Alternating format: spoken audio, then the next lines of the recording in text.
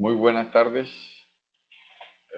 Mi nombre es Wilmer Cantillo Zambrano, estudiante de Tecnología en Producción Agrícola, y en este día estaremos dando la sustentación de lo acordado con la tutora Yamile Rojas en el componente práctico de genética en el tema asignado cruzamientos no mendelianos.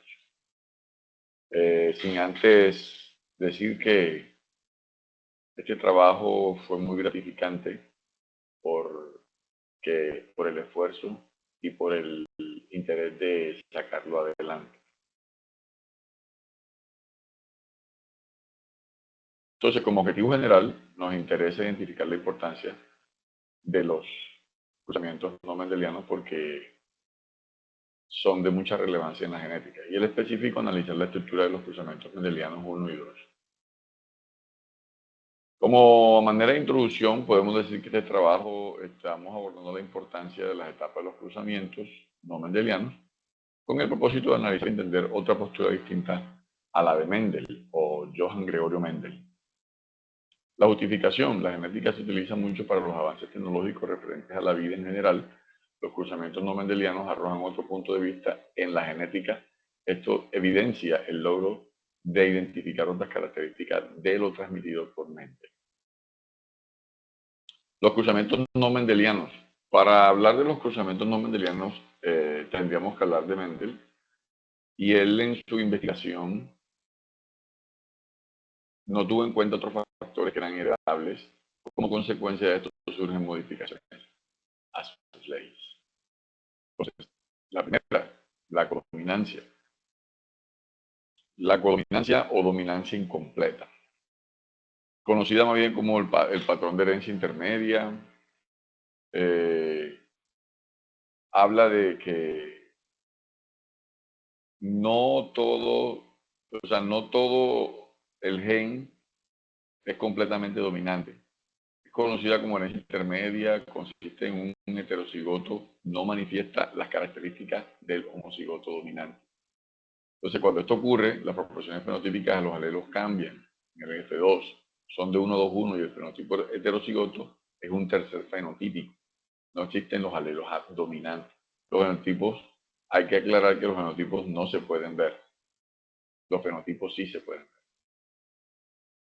Entonces, la codominancia implica que el gen que debería dominar no ejerce su dominio de dominancia sobre el homocigoto, sobre el heterocigoto.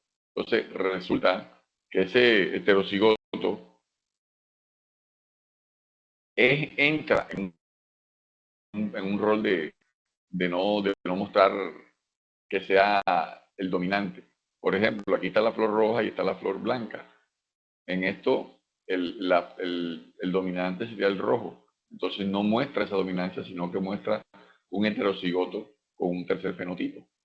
Es esto lo que quiere decir la codominancia. Los genes letales, como su mismo nombre lo indica, que son genes que ocasionan la muerte en las diferentes etapas de desarrollo, no producen descendencia, es una de sus características, y en el F2 su proporción es 1-2. En fenotipo describe el genotipo, alelo que causa la muerte de un individuo. Esos son los genes letales. Esto hace parte de cruzamientos no mendelianos y los ejemplos prácticos son en los individuos nacidos vivos, que un cuarto es normal, un medio es portador y un cuarto está afectado. Como todos los individuos nacidos vivos no alcanzan a la adultez, entonces la proporción 4/4 que se tenía para los nacidos vivos se convierte en 3/3, donde 1/3 son de D normales y 2/3 son de D portadores, a manera de ejemplo acerca de los genes letales. Los alelos múltiples es un gen con múltiples formas de presentarse. Este tipo de alelos sostiene una jerarquía de dominancia, la cual identifica cuál es la dominante intermedio y cuál es el más recesivo. Una característica hereditaria regulada por más de dos alelos. Aquí tenemos que llamar a Karl Landsteiner, quien descubrió que los glóbulos rojos de la sangre contienen antígeno específico en su membrana celular y creó el sistema ABO. Aquí es donde entra el papel de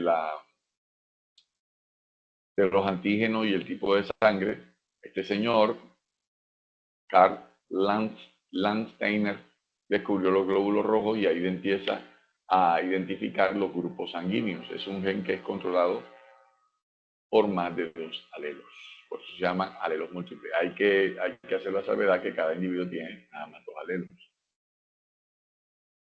Las interacciones génicas es la acción que 2 o más genes intervienen en la manifestación de una misma característica o fenotipo determinado. A, C, beige, da una característica blanca, blanco, café, da una, blanco, M, café, N, M y N, y blanco, S, café, W. Entonces, esta interacción produce un solo color, el negro.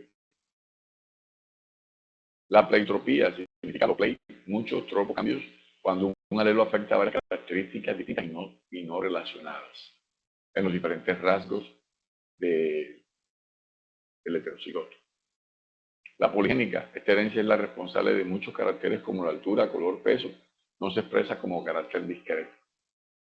Y aquí entran a formar parte de los cruzamientos mendelianos en la segunda parte, que es la expansión multibinomial. Esta distribución se caracteriza por organizar un sinnúmero de variables dependiendo de ciertos eventos, grupos sanguíneos y los dominantes. Y la prueba de proporciones fenotípicas por chi cuadrado por 2, por x a la 2, es una herramienta que permite medir y analizar por medio de valores estadísticos las poblaciones binomiales. En la genética también se maneja la estadística para saber y conocer los porcentajes de las poblaciones a las que se le está haciendo la aplicación o el muestreo. Y la epístasis, que me pareció un reto, y decir que es la inhibición de otro gen que no es alelo. Se denomina que existen varias epístasis al gen no alélico porque se inhibe. Entonces existe la epístasis sencilla, la epístasis recesiva, la epístasis dominante o simple o sencilla y la epístasis con efecto acumulativo. Entonces, aquí vemos un ejemplo en una imagen, la proporción clásica de la epístasis 9331, la epístasis dominante simple une estos tres y deja uno. La epístasis recesiva simple cambia, se mantiene como el primero, pero aquí en los últimos grupos se une y así sucesivamente mantienen la inhibición de otro gen que no es un alelo. Así que creo yo que los cruzamientos no mendelianos arrojaron a mi vida, a manera de conclusión, la capacidad de poder ver más allá de lo que ya está establecido. Gracias a estos científicos, porque Mendel había establecido un acuerdo, un patrón, unos modelos, y ellos fueron un poquito más allá y investigaron mucho más unas desviaciones o unas diferencias en cuanto al comportamiento de la genética. Así que gracias y espero sea de mucho, para mí es de satisfacción, por entender un poquito, porque sé que fue un complejo y fue muy complejo porque esto tiene mucha teoría y mucha rama de que entra aquí, sale acá, pero para mí fue todo un reto y le doy gracias. Muchas gracias.